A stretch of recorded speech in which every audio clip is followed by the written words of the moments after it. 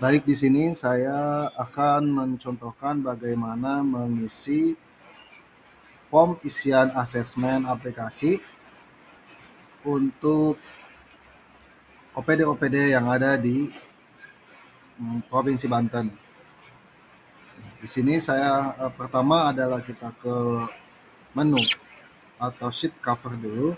Setelah itu kita isi nama OPD yang berkaitan.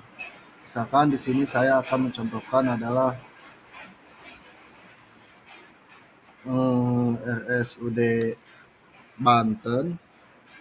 Lalu nanti di sini diisi tanggal, kemudian ini diisi dengan nama pengisi, unit kerjanya apa, posisinya apa, lalu email. Setelah ini terisi, kita menuju ke sheet B1. Di sheet B1 ini nanti akan ada banyak sekali tabel-tabel yang harus diisi.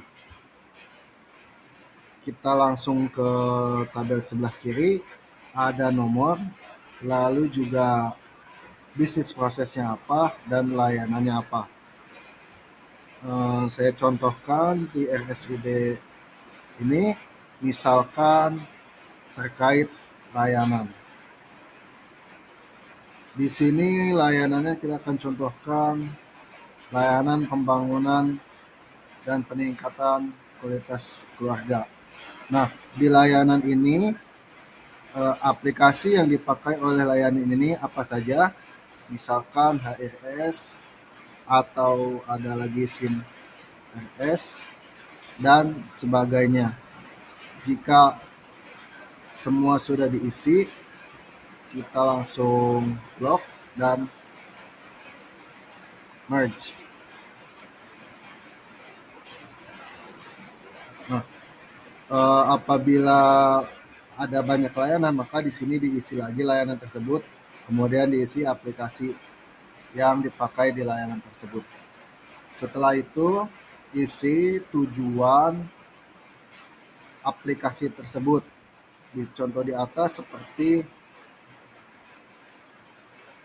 HRS ini untuk mendukung layanan kepegawaian misalkan. Lalu diisi juga deskripsinya. Di deskripsi ini adalah jelaskan informasi, layanan, fungsi, prosedur, dan lain-lain untuk sistem aplikasi ini dengan lengkap dan jelas. Lalu setelah mengisi deskripsi, mengisi status operasi. Nah, status operasi ini apakah aplikasi yang ditulis tadi apakah dalam pengembangan, apakah sudah dalam pengoperasian tapi sepenuhnya atau dalam pengoperasian hanya sebagian. Maksudnya sebagian ini aplikasi ini dipakai hanya sebagian modulnya saja atau memang sudah tidak dipakai atau sudah dicabut atau dalam perencanaan. Nah, setelah ini diisi, misalkan kita isi dalam pengoperasian sepenuhnya. Lanjut ke target pelayanan. Target pelayanan di sini ada dua, pelayanan publik atau pelayanan administratif. Nah, untuk pelayanan publik ini, aplikasi ini masuk untuk pelayanan apa? Apakah pendidikan, pengajaran, pekerjaan, dan bisnis atau sebagainya. Nah, lalu jika ini adalah pelayanan administrasi, ini masuknya ke aplikasi apa gitu? Apakah aplikasi untuk perencanaan atau anggaran atau kepegawaian atau sebagainya. Nah, jika kriteria aplikasi ini tidak ada di dua pilihan ini, maka isi di target pelayanan lainnya. Jika memang tidak ada, ini bisa dikosongkan. Setelah itu, kita isi layanan cloud. Apakah aplikasi ini berada di cloud atau tidak? Nah, jika iya, deskripsikan cloud-nya. Misalkan di sini apakah cloud-nya ini cloud privat ataukah public, ataukah disediakan oleh pemerintah atau Oracle atau dan sebagainya. Nah, di sini juga diisikan periodenya, biaya layanannya dan lain-lain. Kemudian di sini adalah unit kerja yang mengelola. Misalkan aplikasi ini dikelola oleh Diskominfo atau dikelola oleh OPD sendiri. Setelah itu diisi juga akses URL-nya. Tapi jangan pakai HTTP, cukup URL seperti ini saja. Setelah itu aplikasi ini nama jenis database-nya apa? Apakah Oracle ataukah pakai MySQL atau sebagainya. Kemudian, nah di sini juga ada contohnya apakah pakai SQL Server, Oracle atau MySQL.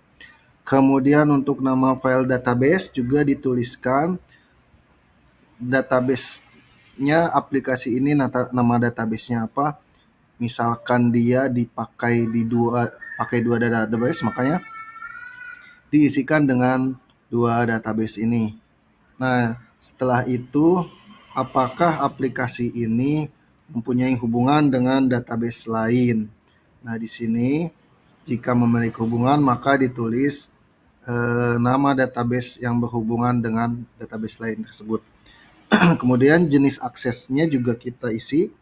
Di sini apakah aplikasi ini berbentuk web, mobile, atau desktop.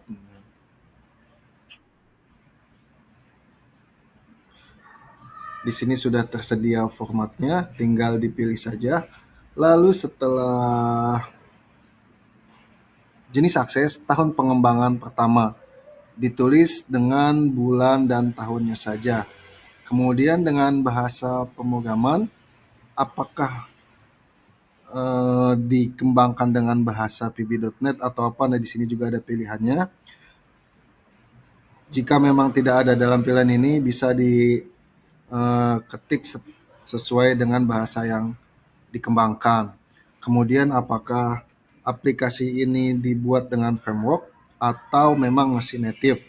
Jika memang diisi dengan framework, ini juga diisi misalkan CodeIgniter, Django atau selainnya. Di sini bisa diisi misalkan pakai Spring Boot.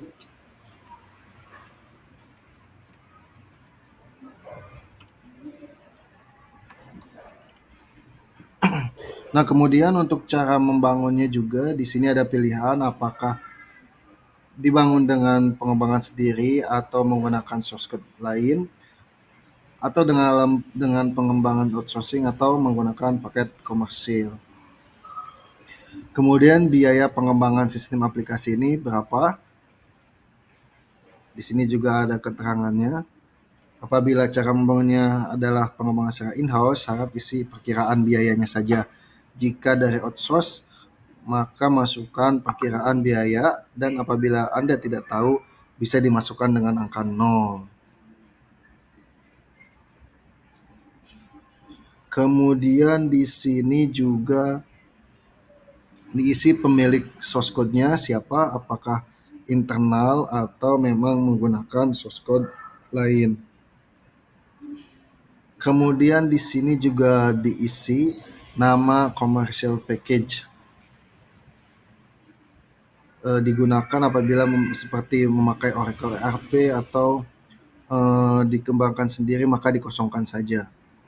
Nah, di sini juga dituliskan kendala yang dialami apa saja, diisikan secara rinci, lalu nanti diisikan juga apakah akan ada pengembangan terkait aplikasi ini. Dan juga diisi apakah aplikasi ini memiliki disaster recovery atau tidak. Setelah itu, jika berlisensi aplikasinya apakah lisensinya berapa, lalu periode lisensinya berapa tahun. Setelah semua ini terisi, kita lanjut ke sheet 2 yaitu untuk mengisi interface. Interface ini diisi, yang pertama adalah aplikasi. Di sini ada pilihan aplikasi sesuai dengan yang diisikan di form B1. Ketika semua diisi, maka aplikasi-aplikasi yang diisikan di B1 ini harus diisi juga di sini sesuai drop down-nya. Misalkan tadi kita HRIS berhubungan, kita pilih. Lalu aplikasi ini berhubungan dengan sistem apa? Misalkan di sini saya contohkan aplikasi absensi, atau misalkan berhubungan dengan aplikasi lain, maka ditulis dengan dipisah koma. Jika aplikasi ini berhubungan dengan banyak aplikasi lain. Kemudian untuk antarmukanya di sini apakah antarmuka internal atau antarmuka eksternal. Misalkan antar institusi satu dengan yang lainnya, atau dari OPD lain ke OPD yang lainnya. Nah, untuk protokolnya memakai apa? Apakah API atau FTP, ini bisa dipilih juga. Kemudian dia tipenya apa? Menerima atau mengirim data atau keduanya. Nah, juga di sini ada pilihan, pilih salah satu saja. Lalu di sini untuk frekuensinya harian atau bulanan, atau triwulan atau mingguan. Di sini juga ada isian. Lalu nanti outputnya apa? Data kehadiran dan data pulang. Nah, ini dideskripsikan selengkap-lengkapnya. Nah, apabila satu aplikasi ini mempunyai tadi maaf ya direvisi, jadi apabila aplikasi ini mempunyai hubungan dengan banyak aplikasi lain, maka di sini ditambahkan lagi HIRS, lalu di sini ditulis lagi hubungan dengan aplikasi apa misalkan. Nah, nanti diisi selanjutnya ke kanan. Setelah ini diisi, selanjutnya adalah kita ke C1. Di C1 ini kita akan mengisi OPD. OPD tadi di sini kita ubah misalkan menjadi RSUD Banten. Nah, di sini diisi secara langsung. Fasilitas komputasi yang ada di OPD. OPD apakah server room, ataukah dia mempunyai pusat cadangan data atau yang lainnya. Nah, di sini tipe fasilitasnya apa? Apakah dia memang pusat data center, atau dia pusat data cadangan, atau hanya ada di ruang server saja. Kemudian setelah diisi,